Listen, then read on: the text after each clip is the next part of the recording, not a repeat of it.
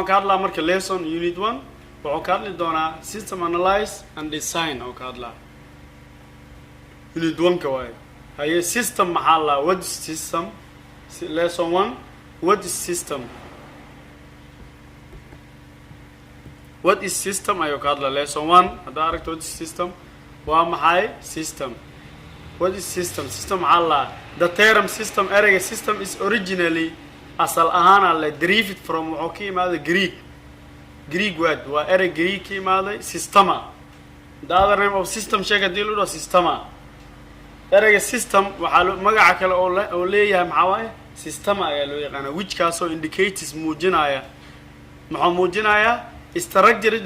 relationship qaab dhismeed wada xiriira structured relationship hala qaab dhismeed wada xiriira